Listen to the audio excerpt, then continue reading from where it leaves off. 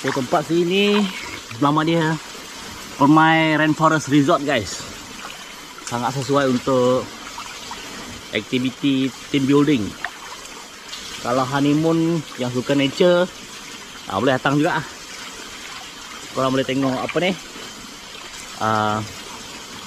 proboscis monkey pun ada. Okay. Korang boleh nampak sloth juga. Tu baru sampai yang hiking.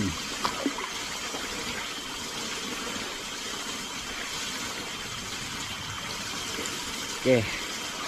So dia ada cabin for 4, cabin for 6. Dia ada top 3 house. Sorry, 3 top house. Ada dalam 10. Lebih kurang lah. Rumah atas pokok. Dia bina tinggi. Yang slim tu boleh lah. Kalau yang berbadan gempal tu susah sikit nak naik. Dia berdekatan dengan pantai, bawah sana pantai.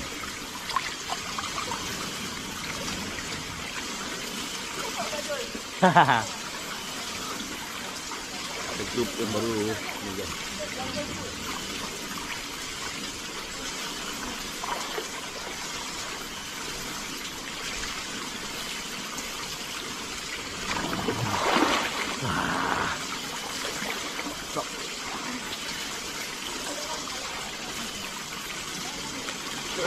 Ternak bull juga.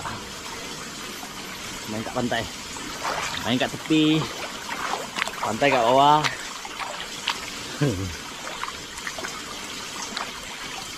Kau nak bawa family boleh. Sebab satu cabin tu ada untuk 6 orang dan 4 orang.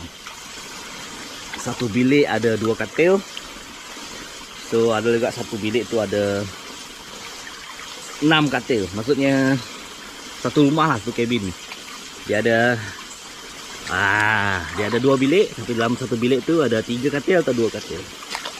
Guys, Permai Rainforest Resort Kuching. Kau boleh datang sini guys.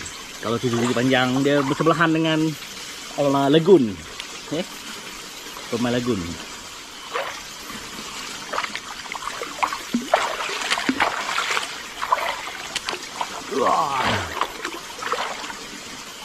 Untuk healing di pantai dia memang cantik lah.